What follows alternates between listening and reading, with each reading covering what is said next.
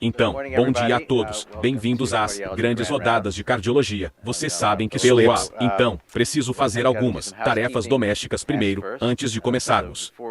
Há pesquisas, então você precisa preencher a pesquisa. Elas para manter nosso credenciamento CMA para que possamos fornecer o conteúdo apropriado para você com base em seu feedback. Estamos fazendo videoconferências e gravando este seminário para que nossos colegas em nossos hospitais comunitários ou como Barbara Basquer agora ligue para eles. Nossos hospitais membros também podem participar deste evento e quando você fizer perguntas, por favor, use o microfone para que isso também possa ser ouvido nos hospitais comunitários. Então é um grande prazer tenho a oportunidade de hospedar e apresentar meu amigo, Dr. Don Kinney, que é professor de medicina na Faculdade de Medicina da Universidade de Massachusetts e também diretor médico do Centro de Excelência Cardíaca e Vascular do Emory Medical Center. Don recebeu seu BA Magna Carta de Harvard College e depois foi para Yale Medical School, voltou para o sistema de Harvard para treinamento de residência e treinamento em cardiologia no Brigham e depois foi membro do corpo docente lá por uma década e depois mudou-se para a Universidade de Boston, onde ele também foi professor de medicina e depois Rose se tornou vice-presidente de pesquisa do Departamento de Medicina. Em 2006, tive a sorte de liderar o comitê de pesquisa. Na época, eu era chefe do Centro Cardíaco e Vascular do UMass e eu tive de liderar o comitê de busca para o cargo de chefe de cardiologia. E eu só quero dar a você alguns detalhes sobre esse recrutamento, porque isso lhe dará um pouco de sabor sobre Don e quais eram nossos requisitos. Primeiro de tudo, o que queríamos era recrutar um cientista de primeira linha que fosse capaz de se defender com cientista ganhador do Prêmio Nobel ou Nobel, cientista em potencial, que estava na UMass naquela época e com o portfólio de pesquisa de John. Você cumpriu essa conta. Um segundo de tudo. Um pouco dentro de mim, eu sempre quero recrutar pessoas que sejam mais inteligentes do que eu e eu, que Don conheceu isso. Também, eu pude, Don, quando eu estava fazendo algumas perguntas sobre ele de pessoas para quem ele trabalhava. Falei com Joel Scholzão, que foi e ainda é o presidente de medicina do Brigham. E John disse que Don foi uma das 3 pessoas mais inteligentes que saíram de lá nos últimos 15 anos. Então, eu gostaria de conhecer os outros 2 porque quero dizer, também, ele era um líder comprovado, e pelo que a escória diz. Você sabe que a vida é como uma caixa de chocolates. Você nunca sabe o que vai conseguir. Você sei que uma coisa que não foi detectada no processo de recrutamento foram as enormes habilidades de negócios de Don, que ele aprimorou desde que era jovem. Foi fantástico. Foi uma adição fantástica e o UMass, ele continuou a realmente permitir que eles crescessem. E também, recentemente, o vice-reitor da UMass me disse que meu legado na UMass foi recrutar John. Então, você sabe, e estou muito honrado por esse ser o caso. Don também é um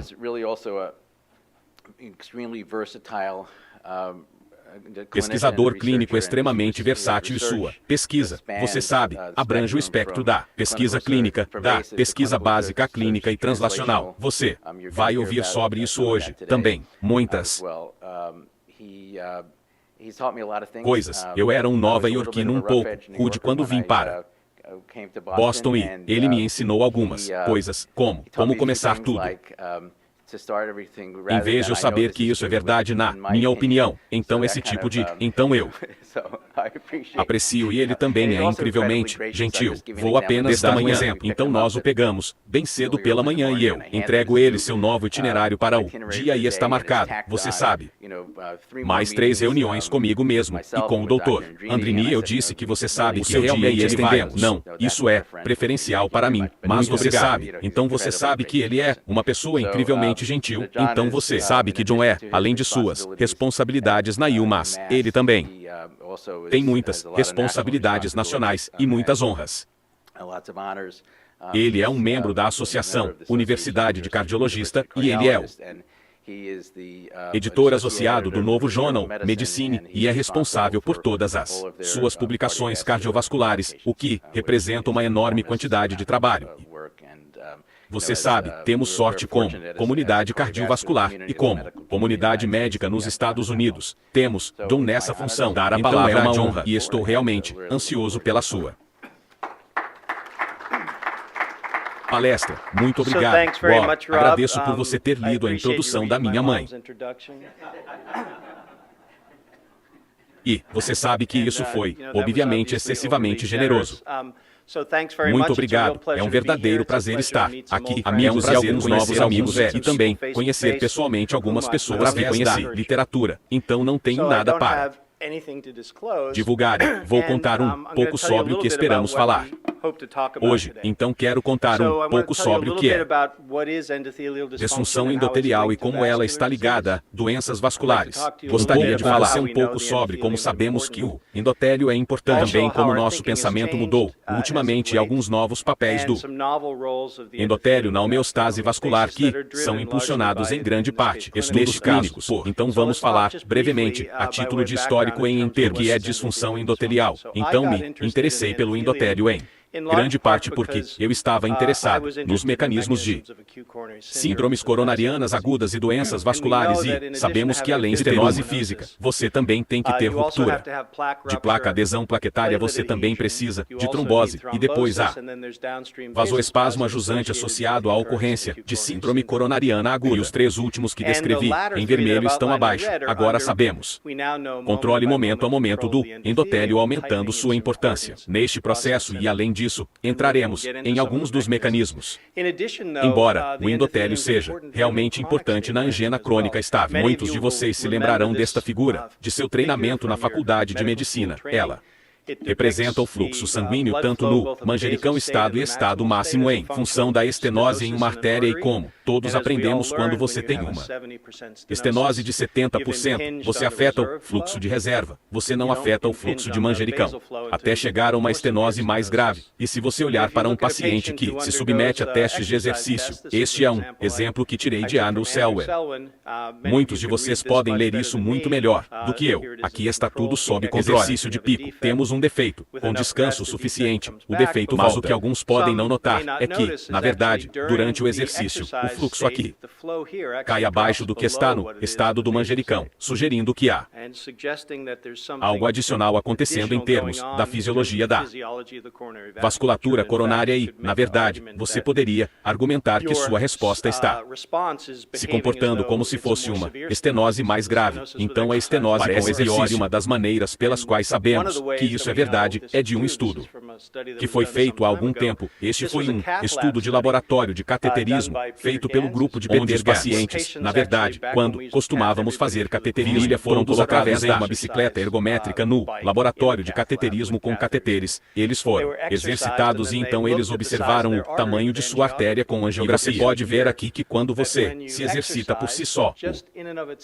o diâmetro da artéria aumenta cerca de 20%, mas isso ocorreu nas partes lisas das artérias. Se você realmente olhasse para as partes das artérias que estavam doentes, naquela época, nossa capacidade de determinar a doença era limitada. Segmentos irregulares ou estenóticos, você podia ver na verdade que o comprometimento na verdade sabemos, porque isso ocorre agora por causa de pequenos fatores elaborados a partir do endotélio, então como ele controla eventos na parede arterial e este é um slide que abrange o trabalho de muitos investigadores, incluindo alguns nesta sala, mas a ideia geral é que o endotélio responde a estímulos externos, neste caso é a acetilcolina, mas poderia ser puro estresse. Ele ativa caminhos que ativam enzimas que geram pequenas moléculas, neste caso, é a sintase do óxido nítrico, também a prostaciclina. Essas pequenas moléculas são elaboradas, no caso da síntese do óxido nítrico, leva a L-arginina, cliva-o em L-citrino e produz nítrico óxido que então se difunde para os tecidos próximos, sejam plaquetas ou, neste caso, células musculares lisas, e ativa vias que afetam como relaxamento ou, no caso de plaquetas, inibição da adesão plaquetária e óxido nítrico. Tem havido muito trabalho feito sobre isso. Na verdade, tem uma série de propriedades biológicas que são de interesse para aqueles de nós que cuidam com doenças vasculares. Promove coisas como vasodilatação, complacência arterial e também remodelação positiva, mas também inibe uma série de coisas que sabemos serem importantes. Inibe a proliferação da inflamação, células musculares lisas e também é importante inibe plaquetas e fatores teciduais, então inibe as vias pró-coagulantes. Então, como sabemos que o endotélio é importante? Bem, houve uma série de estudos feitos que usam técnicas não invasivas para realmente fazer cócegas nesta via, e você examinar as artérias coronárias dos pacientes, administrando-lhes a etilcolina e a dilatação dos vasos, ou você pode criar um excesso de cisalhamento no braço ou na perna, e pode medir o quanto seus vasos se dilatam. E isso foi feito em vários pacientes, populações, e então, esses pacientes foram acompanhados ao longo. Aqui é o que acontece quando você tem anormalidades na sua resposta vascular versus uma resposta normal. Isto é em pacientes com doença vascular. Em pacientes com doença vascular, o risco relativo é consideravelmente maior para uma doença cardiovascular subsequente evento se o seu endotélio não funcionar normalmente, levando à ideia de que o seu endotélio é um barômetro sobre como seus fatores de risco estão afetando sua artéria e sobre quão bem você está compensando esses fatores de risco. Então, o central, a ideia é que, no estado normal, seu endotélio esteja gerando compostos que causam dilatação dos vasos sanguíneos. Eles são anticoagulantes, evitam que os leucites entrem no parede arterial de forma desregulada e no estado de doença, você realmente tem o oposto. É verdade. Você não está produzindo o mesmo nível de compostos, ou eles não são tão bioativos. Você tem vasoconstrição, coagulação sanguínea e inflamação, e um dos mecanismos para isso, e não vou entrar em detalhes moleculares, as espécies reativas de oxigênio e o óxido nítrico promovem muitas das coisas favoráveis, das quais acabamos de falar da equação. Quando os vasos são feridos, eles produzem espécies reativas de oxigênio e, na verdade, promovem as coisas mais desfavoráveis, trombose por vasoconstrição, hipertensão e apoptose de células endoteliais. E a ideia é que as espécies reativas de oxigênio estavam interferindo no óxido nítrico, poderia fazer ou interferindo nas vias favoráveis, apenas em termos de nossa visão geral do endotélio, que ele controla a natureza dinâmica da vasculatura, do fluxo sanguíneo, trombose e inflamação. Também angiogênese, que não mencionei até agora. Um mecanismo importante é através de sua elaboração de óxido nítrico, que geralmente é o índice que nosso grupo tem usado para estudar o endotélio. Espécies reativas de oxigênio são marcadores de lesão arterial que prejudicaram, pelo menos classicamente, a função endotelial, e essas funções prejudicadas do endotélio estão ligadas à doença vascular e suas manifestações clínicas. Portanto, com esse tipo de paradigma central, se isso for verdade, se estivermos realmente corretos, você realmente precisa ter anormalidades no funcionamento do endotélio para ter doença vascular. Teoricamente, se você fosse capaz de evitar que o endotélio se tornasse anormal, se você fosse capaz de prevenir esse processo, você deveria prevenir as manifestações de doença vascular. Então a questão é, isso é verdade? Então, para fazer isso não é tão fácil de fazer em pacientes, porque não podemos manipulá-los tão bem quanto podemos animais ou outros modelos. Temos que passar da cabeceira para o banco, pelo menos por um pouco. Enquanto vou apenas contar a você sobre um estudo que fizemos, e não vou entrar em detalhes, mas descobrimos uma proteína que é expressa em muitas células e no endotélio. A proteína mostrada aqui é chamada PGS1-alfa. Não vou entrar em muitos detalhes sobre isso, mas coordena muitas respostas protetoras para as células, e descobrimos que se você aumentar o nível desta proteína nas células endoteliais, isso as torna quase imunes a lesões tóxicas de espécies reativas de oxigênio LDL similares, e com o poder da genética criar um organismo que pode realmente isso, apenas no endotélio. Então você pode, essencialmente, criar uma célula superendotelial, refratária a lesões, e se você fizer isso, os animais não recebem tanta aerose como mostrado lá em no canto superior direito. A aterosclerose é inibida, eles na verdade não contraem. Hipertensão. Então se você usar o modelo da angiotensina 2, que produz hipertensão e remodelação na vasculatura, você não consegue isso e se você retirar os vasos sanguíneos, você realmente descobre que na verdade se tornam anormais. Não. Então aqui está, um ensaio padrão de um vaso sanguíneo. Você o retira do animal e o expõe a um estímulo para a elaboração. Dióxido nítrico endotelial, esta é a acetilcolina aqui. À medida que você administra vaso sanguíneo, relaxa se você fizer isso em um animal normal e depois administrar angiotensina, você acaba com essa resposta que é muito anormal. Mas se você aumentar as características protetoras do endotélio aqui com PGS1-alfa, você, na verdade, inibem isso. Então isso leva à ideia de que se as manifestações da doença vascular realmente exigem disfunção endotelial, e se você pode proteger o endotélio, você pode proteger a maneira como então é assim que sabemos que o endotélio é importante. Então vamos conversar um pouco sobre como nós mudar ultimamente. Então eu já mostrei a vocês este paradigma onde temos óxido nítrico como sendo um dos mecanismos da função endotelial normal. E, por outro lado, temos espécies reativas de oxigênio que, na verdade, atenuam ou medeiam anormalidades, função do endotélio ao ND. Então todas as fontes de espécies reativas de oxigênio são ruins para a vasculatura e isso veio à tona depois da literatura, há cerca de 15 anos.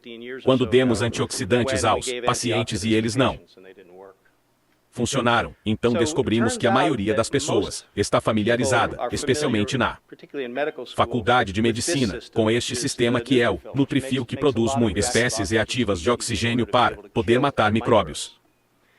Esse sistema é projetado para gerar essas espécies para que funcione em H.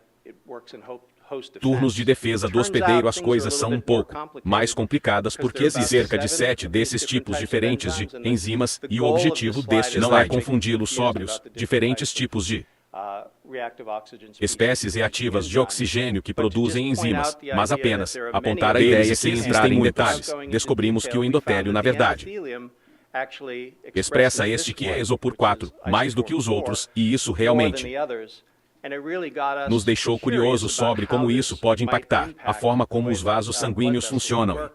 Pode impactar como o endotélio funciona. Então o que fizemos foi usar o sistema experimental que é relativamente comum e uma das melhores coisas que você pode fazer se quiser estressar o endotélio e ver como ele funciona é pedir que ele responda à hipóxia, porque na hipóxia, o endotélio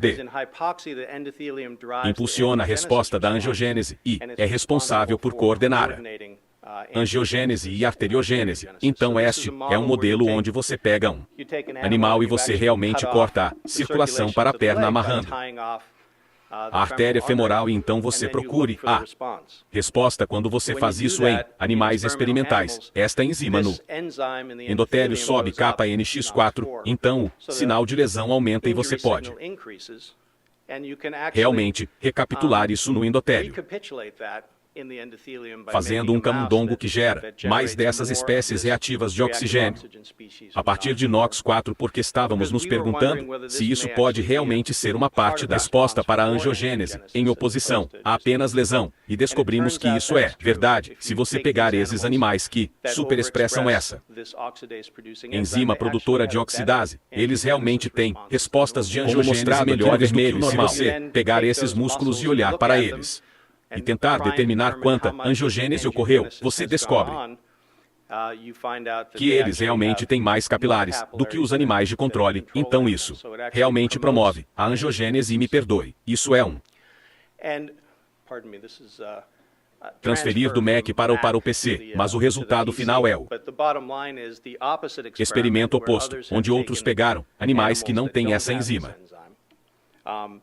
Demonstraram que você não obtém angiogênese normal sem a enzima mostrada à direita. Foi o que descobrimos que esta Espécie reativa de oxigênio que produz a enzima NOx4, na verdade, ativa a enzima que produz o óxido nítrico e que é responsável pela resposta da angiogênese, e acontece que esta é uma parte normal dos mecanismos de reparo, e isso realmente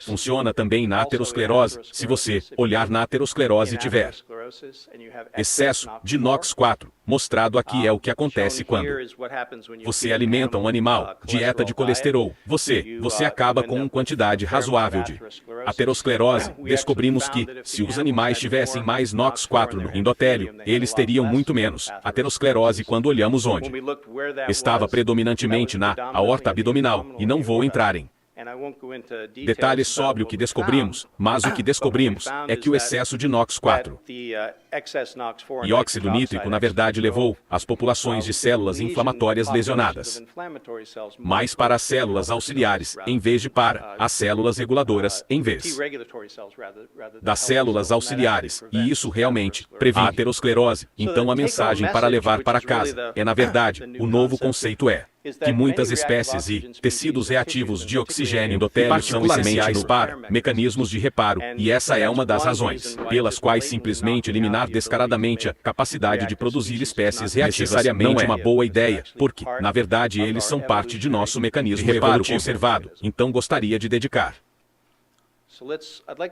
a última parte da palestra para mudar um pouco de assunto e falar sobre como temos alguns novos papéis do endotélio na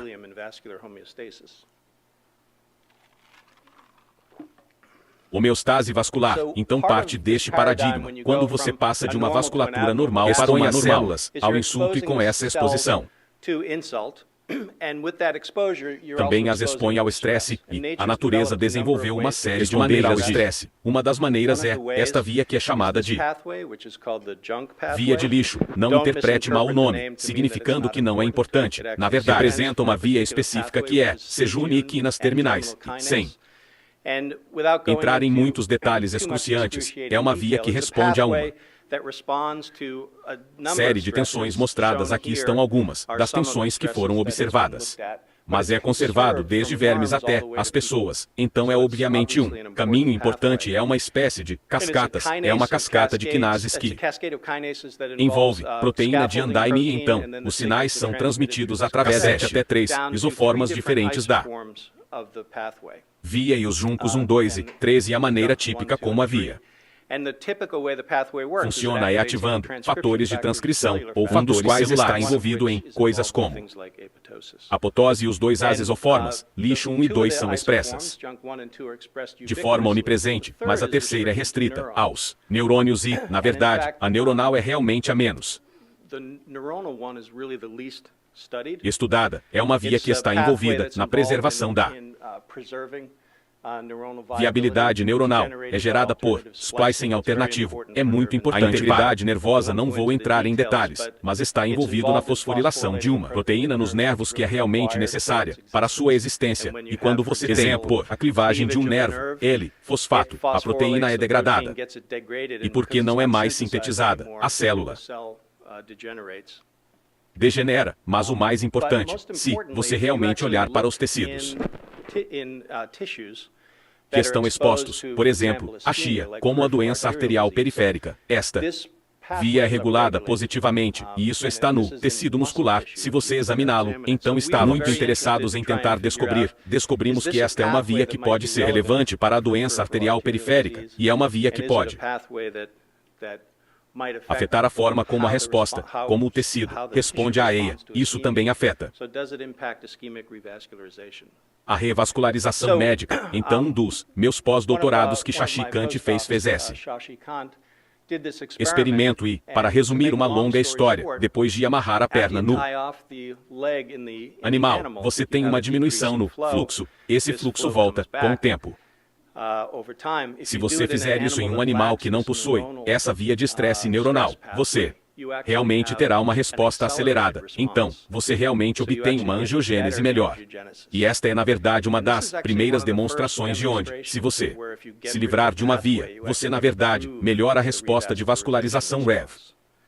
Então a questão é, você sabe como isso funciona. Então acontece que quando você não tem fluxo sanguíneo em uma área com infarto miocárdico, doença arterial periférica, você ativa duas vias. Uma delas é a angiogênese, que é desencadeado pela redução de oxigênio, em grande parte devido à ativação deste fator, chamado fator de indução de hipóxia, e regula positivamente VEF, com o qual a maioria de nós está familiarizada porque vimos muitos ensaios de terapia genética com Convev.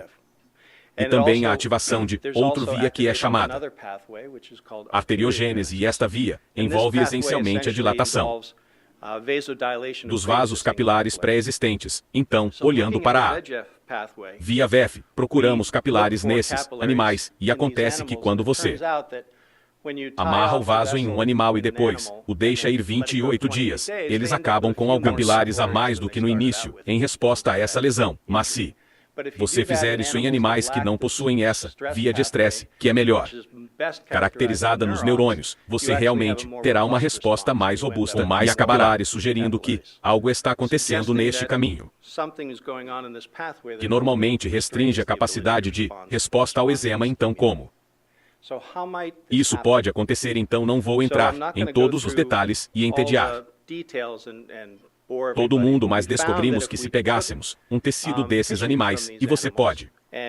fazer algumas coisas onde você olha para todos os genes que são regulados só diferentes. Alguns deles surgiram de nosso interesse. Mostrado aqui é a diferença em branco, que é normal, e preto, que são os animais que faltam o isopor de GNK, e encontramos uma série de fatores pró-angiogênicos que foram regulados positivamente, uma série de fatores de transcrição em neuropeptídeos e uma série de vias relacionadas às mitocôndrias que foram reguladas positivamente. E se olharmos para a proteína, você pode ver aqui aquele PDDF foi regulado positivamente, e fibrilação ventricular foi regulado positivamente. Essas são duas das reguladas positivamente. Então as proteínas também foram reguladas positivamente. Muito bem, está tudo. Mas se não há lixo no músculo esquelético, como é que isso está acontecendo? Então desenvolvemos uma técnica para isolar os nervos periféricos desses. Na verdade, descobrimos que, quando você os coloca sob esia ou amarra suas pernas, a via do lixo 3 é regulada positivamente nos nervos periféricos. Na verdade, surpreendentemente regulada positivamente nos nervos periféricos. A análise é regulatória genética nos nervos periféricos, e não individualmente. Só vou dar a vocês o tema geral de que os alvos pró-angiogênicos aumentaram se pegássemos uma linhagem celular que fosse uma linhagem celular derivada de nervos, obteríamos exato a mesma resposta. Essas vias pró-angiogênicas foram reguladas positivamente, e se fizéssemos o experimento oposto em que tentamos ver se isso poderia estar acontecendo no músculo esquelético exíquo, descobrimos que realmente não havia muita resposta no músculo esquelético exíquo, sugerindo que o que estávamos observando era, na verdade, vindo do nervosismo. Então, uma das outras coisas que notamos, e fizemos alguns trabalhos sobre isso, que ainda não compartilharei com vocês, por interesse no tempo, é que houve um gene em particular que foi regulado positivamente, que sabemos que controla muitos dos outros, e isso é chamado de CREB. E para aqueles de vocês que familiarizados com isso, embora em cardiologia geralmente estejamos familiarizados, esta é a proteína de ligação ao elemento de resposta cíclica, é uma das formas cíclicas. As células são transformadas em um programa regulador de genes, é um fator de transcrição que responde ao cíclico, ligando-se ao DNA. Fator de transcrição ativado, em seguida, aciona genes dependentes do cíclico. Na verdade, os pró-angiogênicos nos neurônios, isso foi estudado para ser o mais importante para coisas como memória plástica. Então fizemos um experimento para ver se a regulação positiva dessa via era suficiente para realmente impulsionar a angiogênese, e se nós identificássemos ferramentas moleculares para colocar esse caminho, para ativar esse caminho na perna, nós inventamos uma técnica chamada gene pintura nervosa, onde pegamos os nervos e os pintamos com reagente que contém vírus que podem realmente regular positivamente a via kappa B. Eles então são levados para os nervos, distribuídos através dos nervos e os genes, e em alguns casos também podemos desligar os genes, mas ativamos a via CB nos nervos, e eis que quando fizemos os animais eles na verdade se recuperaram mais rapidamente apenas manipulando os nervos.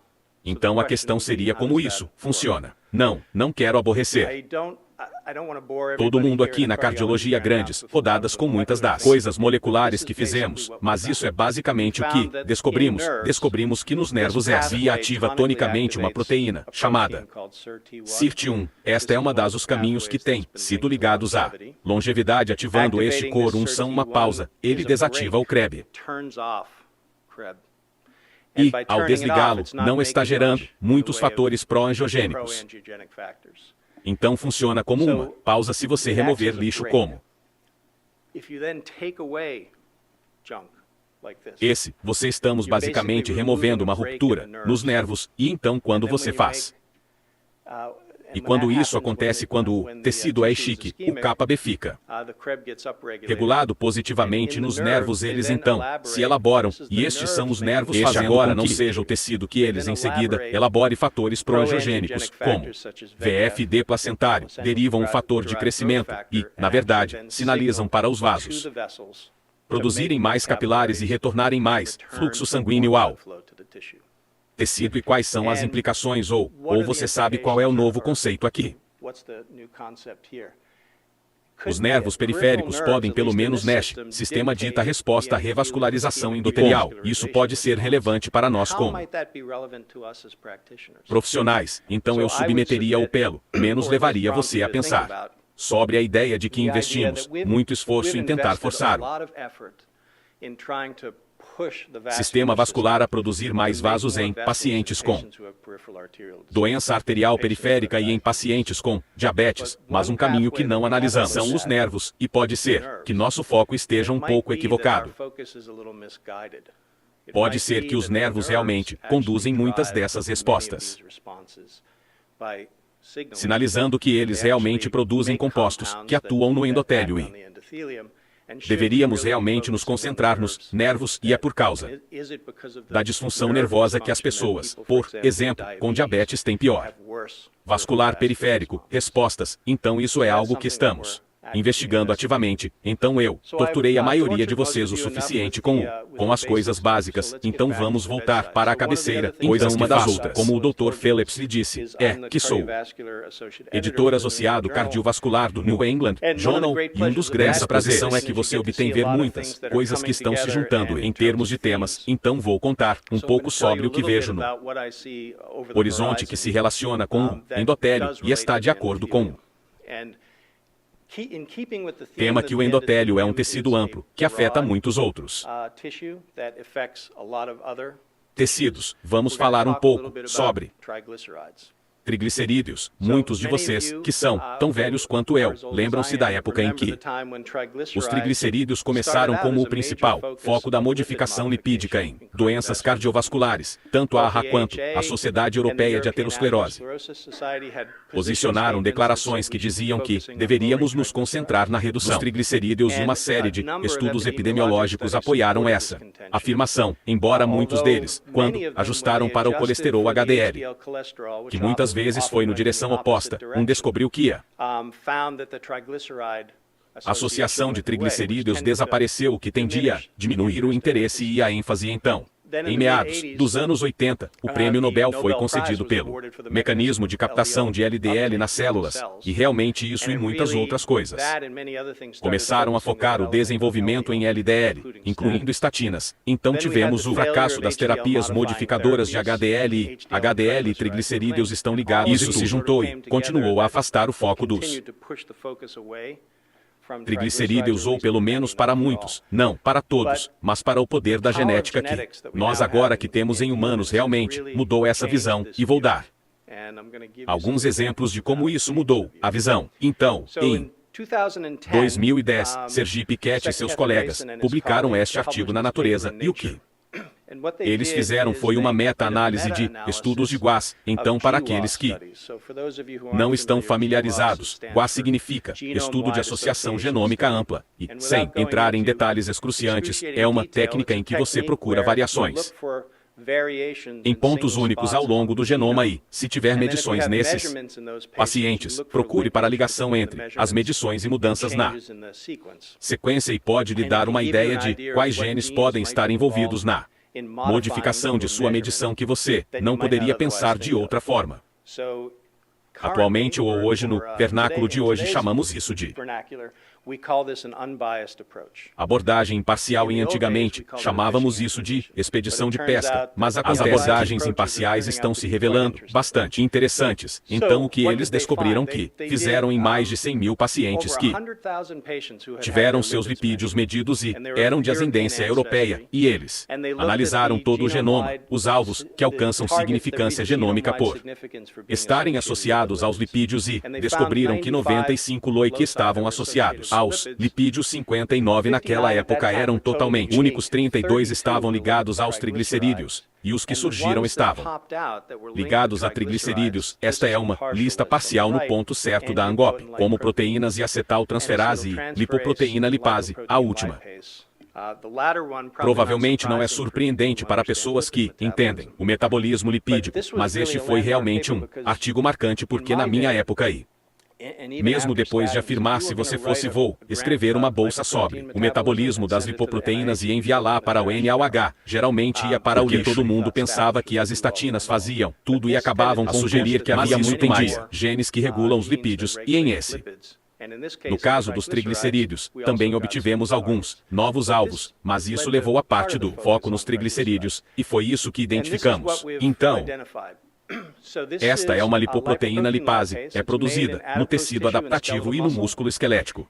Então, entra no espaço subendotelial, e uma das funções do endotélio é empacotá-lo, colocá-lo na superfície e ajudar a regular os lipídios. A maneira como ele regula os níveis de lipídios são suas lipoproteínas ricas em triglicerídeos. Elas interagem com a lipoproteína lipase. Você obtém liberação de ácidos graxos livres e glicerol, e é assim que você obtém remanescentes de quilomicrons e ociosos, e, por meio de estudos genéticos, foi determinado que a POC13 a POA5 modificam a função da lipoproteína lipase e também do potencial ANGOP como a proteína 4, que veio de uma abordagem imparcial, porque você normalmente não pensaria no que era originalmente deveria ser uma proteína de angiogênese com impacto nas lipoproteínas, mas vamos falar um pouco sobre as diferentes facetas dessas descobertas. Então vamos para a ApoC3. Então este é um estudo que foi publicado no New England Journal em 2014. Usou um projeto chamado de projeto para procurar a variação de ApoC3. Lembre-se de que este é um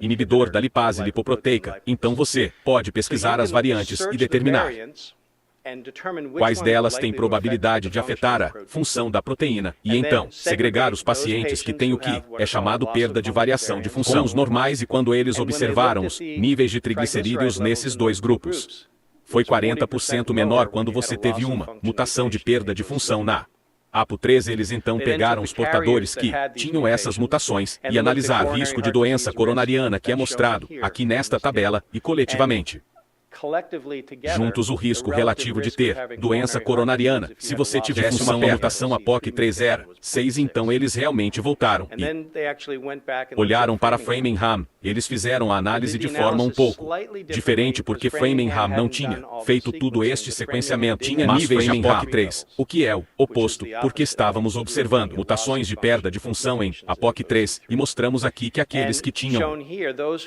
terço mais baixo dos níveis de APOC3 tinham a melhor liberdade de doença cardíaca coronária. Aqueles que tinham terço mais alto, significando que a maior inibição da lipase lipoproteica teve menos liberdade de doença cardíaca coronária, sugerindo que a função da lipase lipoproteica está ligada à doença cardíaca coronária. Então isso é APOC3. Deixe-me contar um pouco sobre a história da proteína 4 do point-like da ANGOP. Então isso é uma abordagem semelhante. Publicamos isso em 2016 e analisamos indivíduos para perdas de função, mutações nesta proteína ANGOP point. Como a proteína 4, a mutação é bastante conhecida, é chamada de I40K. Na verdade não significa nada, mas é isso que diz, e as variantes foram associadas a um nível cerca de 133% mais baixo porque, novamente, o potencial ANGOP, como o 4 é um inibidor da lipase lipoproteica, e depois analisaram a frequência alal dos portadores destas mutações entre casos de doença cardíaca coronária e controlos, e eles descobriram que o risco relativo de doença cardíaca coronária era menor nos pacientes que tinham perda de função, mutações no potencial ANGOP, como 4, ambas foram estatisticamente significativas. Então aqui está o paradigma que foi desenvolvido. Esta é a membrana da célula endotelial. Esta é a lipoproteína, lipase. Desculpe-me então se à esquerda temos estudos que indicam que a perda de função da lipoproteína lipase e a perda de função do APOA5 está associada ao aumento dos triglicerídeos, porque limitam a atividade da lipase lipoproteica, mas à direita o ganho de estudos de função para a lipase lipoproteica, e se você se livrar dos inibidores da lipase lipoproteica, você realmente reduz os triglicerídeos e reduz o risco de doença cardíaca coronária. Então a ideia é que se você puder modificar a lipase lipoproteica independente de lidar com estatinas, hemograma coa-redutase, etc., você potencialmente pode impactar a doença cardíaca coronária. Então a questão é, se você fosse uma empresa farmacêutica, o que você faria para fazer um inibidor certo de fato? Agora, por causa disso, e isso realmente revoluciona os tipos de estudos que vemos agora, e foi liderado no câncer porque eles podem identificar genes que estão ligados a tumores. Mas isso é o que está acontecendo conosco também em PCSK9 como um exemplo. Uma vez que você tem um alvo, especialmente se estiver em circulação, você pode produzir um anticorpo monoclonal como se não houvesse amanhã, e então você pode administrá-lo aos pacientes e, na verdade, isso foi feito como parte do estudo. Então este é o Regeneron Pharmaceuticals, e eles, quando você é uma empresa farmacêutica, você tem recursos essencialmente limitados que tinham potencial de ANGOP humano, como o FORCE. Então eles fizeram uma espécie de você inibisse o potencial de ANGOP como 4. Na verdade, abandone os triglicerídeos que eles foram para os macacos, mesmo aqueles que não tinham excesso de lipídios. Se você lhes der o anticorpo, ele diminui os triglicerídeos, coisa com os macacos de Wins, e então este é um único macaco espontâneo que tinha triglicerídeos em excesso. Se você deu anticorpo monoclonal, ele diminui triglicerídeos. Então as próximas coisas que veremos, na minha opinião, o que é o Voderhoisen, o que veremos.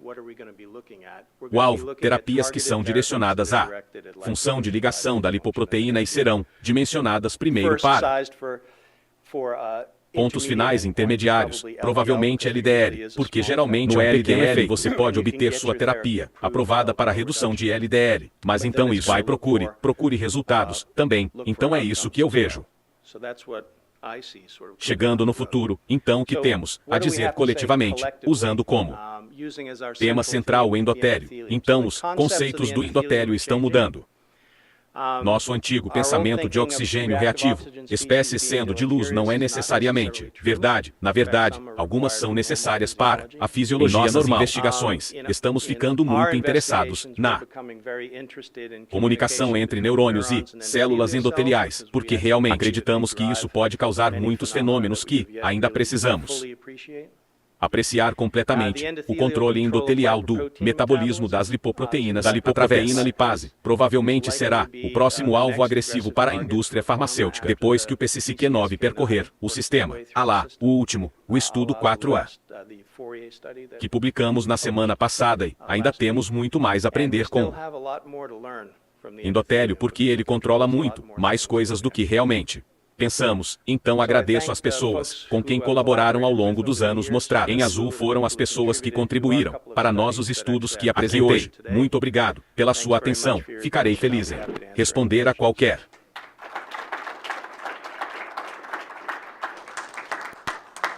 pergunta. Como sempre, o TC foi realmente maravilhoso. Então, Dom, na verdade, deixe-me. Tenho uma pergunta para você. Se eu pudesse começar do ponto de vista evolutivo de você, que a perda de função me parece um pouco confusa, porque você pensaria que seria selecionado, então achou que é um dos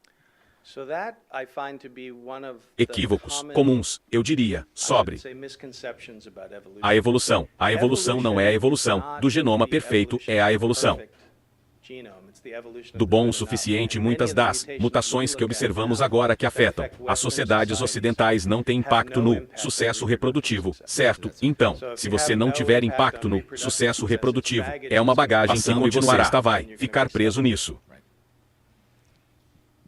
Foi uma bela palestra e obrigado por sua liderança nesta área. Você sabe que deve ter sido realmente surpreendente para você, primeira metade de sua carreira tentando bloquear a produção de espécies reativas de oxigênio com antioxidantes para a saúde cardiovascular devem ter sido terrivelmente surpreendentes para você descobrir que uma enzima NOX4 que gera espécies reativas oxigênio é necessária para o reparo endotelial. Um mecanismo para isso. Essa descoberta é convincente, mas você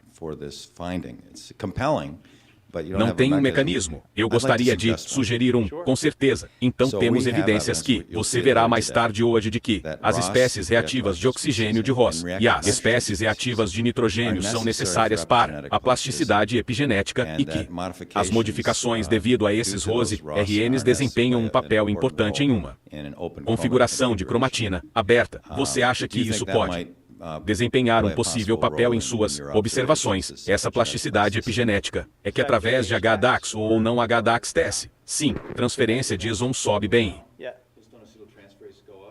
Há modificações, incluindo nitrosação de modificadores epigenéticos que alteram sua atividade. Então estou ansioso para conversar com aquele comentário geral porque, como você disse, você sabe, surpreso ao descobrir que as coisas vão no mundo mundial de como as células controlam seus sinais. É como se as pessoas do setor imobiliário dissessem que é localização, localização, localização e, na verdade, provavelmente acontece que, onde essas coisas são feitas são relativamente importantes e que, na verdade, não apreciamos isso.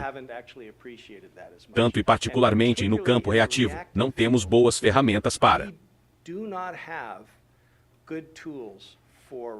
determinação tridimensional em tempo real de onde essas coisas estão acontecendo porque as espécies que são feitas, as consideramos livremente difundíveis e podem ir a qualquer lugar, mas na verdade não. Sabemos o que está acontecendo localmente. Provavelmente a melhor analogia desse fenômeno é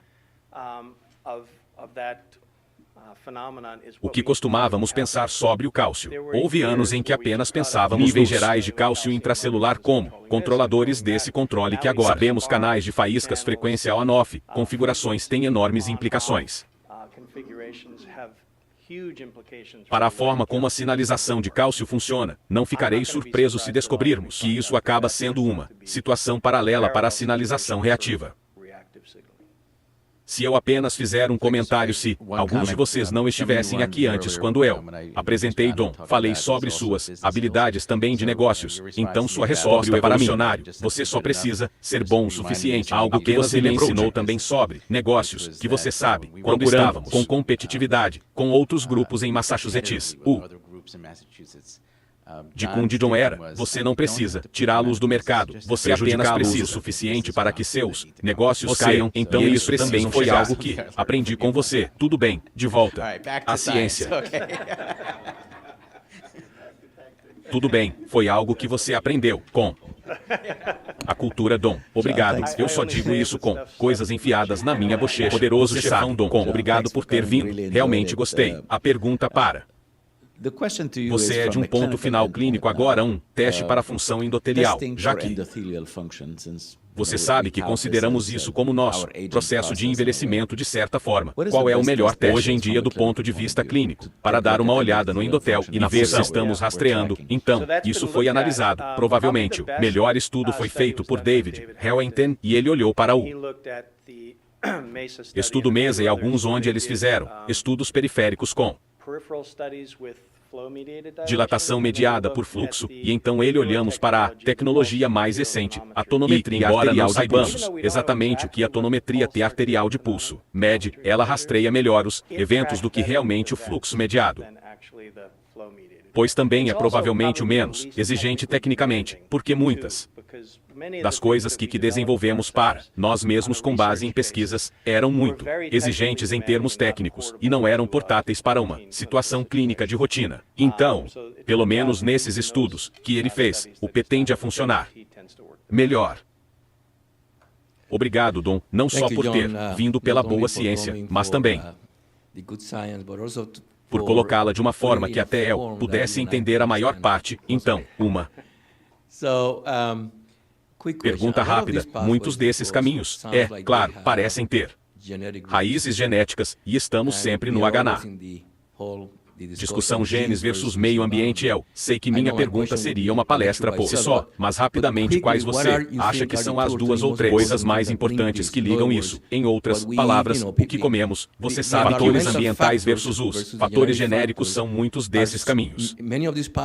Alterado então por dietas por fatores ambientais, que então mudarão esses caminhos. Você acabou de nascer com a predisposição, quero dizer, é apenas ser curioso e como você integra essas descobertas com a vida cotidiana e as coisas que sabemos sobre dieta e fatores de risco, obesidade, certo? Então eu vou subir um nível apenas para dar um ponto filosófico e então abordar isso diretamente tão filosoficamente que estou na ciência há tempo suficiente, que vi 3 ondas diferentes de promessas que acabaram não ser tão fácil. O primeiro foram os animais transgênicos. Quando pudermos fazer esses animais, não teremos nenhum problema confuso, tudo será simples, saberemos todas as respostas. John Cook está aqui balançando a cabeça. A resposta é que é uma loucura. Na verdade, acabou sendo muito mais complicado. E existem vários exemplos, mas o mais recente foi quando conhecemos o genoma humano e sabemos quais são as sequências, saberemos tudo sobre cada doença e cada pessoa, e acontece que isso não é verdade, porque agora a próxima promessa aqui, eu garanto, também não vai funcionar perfeitamente, é a epigenética, que são modificações no comportamento do seu genoma que não são necessariamente codificadas na sequência, mas são influenciadas pelo meio ambiente e abrange toda a gama. O melhor exemplo, vou apenas dar a você, um de nossos rapazes demonstrou que o comportamento metabólico, você sabe, comer uma dieta ruim é transmitido dos pais para os filhos. Este é um estudo em ratos por meio de modificações epigenéticas de coisas como tRNA que aparece nos gametas. Então mesmo que a sequência dite muito do que acontece, ela é tão modificada que você não pode simplesmente confiar na sequência. Você realmente precisa conhecer o quadro completo. Então ainda somos terrivelmente ingênuos em entender como a sequência é traduzida para o seria um pouco como uma cortina de fumaça e fugir da resposta, porque, na verdade, não sei a resposta final, mas sei que esse é o fenômeno que tenho visto uma e outra vez novamente, onde, conceitualmente, todo mundo tem certeza de que as coisas vão funcionar. Então, quando soubermos a sequência, à medida que você sabe mais, você aprende a mais coisas que você não sabe. É o grande problema. Então eu apenas quero uma coisa. Doutor. Que o Dr. Kinney torna uma ciência muito difícil, digerível e compreensível. Então um dos ditados de Kinney é: faça sua palestra para que sua avó possa entendê-la agora, apesar da avó de Don Kenny ser um gênio, mas você ainda sabe.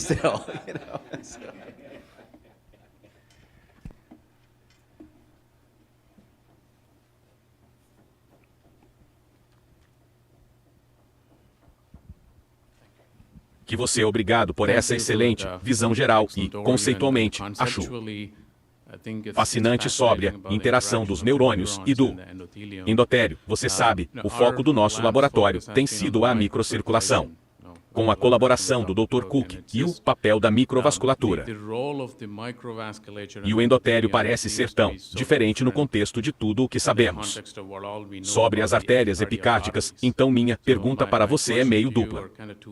Você acha que tudo o que aprendemos sobre o endotélio epicárdico e grandes artérias é bom para a microcirculação? E então, dito isso, estamos perdendo o barco ao olhar para a DAP como um problema esquelético do focinho versus um problema arterial. Então seu último ponto é mais fácil para mim responder. Acho que precisamos olhar para os outros tecidos também, e eu não mencionei algumas outras literaturas, mas há pessoas que olharam para conhecem alguns dos mecanismos que explicam por que, quando você corta um nervo, tecidos e vasos encolhem, e todos disseram bem, obviamente porque da demanda, você não os está movendo, mas esse não é necessariamente o caso. Você pode estimular los eletricamente menores porque os nervos não estão elaborando coisas como VF, FGF e outras coisas que realmente mantêm os Vasos sanguíneos saudáveis. Nós realmente sabemos que você, para manter os vasos sanguíneos saudáveis, acho que você está certo ao dizer que muita ação acontece no microvasco. Morremos de ataques cardíacos, grande vaso, mas grande parte da ação, momento a momento, acontece no microvascular e isso não foi tão bem apreciado. E claramente isso é algo que precisa ser examinado mais. Mas você tocou em outro ponto que vou deixar as pessoas com o pensamento que usamos para testar uma artéria e acho que seria o mesmo que outro porque o endotélio é feito da mesma forma. Você sabe que se quadra de fêmeas é do tamanho de uma de coisa. Bem, agora temos investigadores, embora usando coisas como peixes zebra, que descobrem que a origem embrionária das células endoteliais em múltiplas, diferentes partes do corpo são totalmente diferentes, o que nos explica um pouco, porque o lima é a prova de balas. Você não pode pegar a aterosclerose no lima, ele vem de uma origem diferente de outras partes da vasculatura e ainda não entendemos completamente o que essa diferença é, mas é claro que eles são diferentes e então éramos novamente, sabe, você, lamentavelmente ingênuos, no início do processo. Ok, então estamos no final da hora. Quero agradecer ao Dr. K. Esta é a primeira visita dele a Houston. A última e estamos realmente estou ansioso para que tudo isso tenha evoluído tão emocionante. Muito obrigado. Obrigado.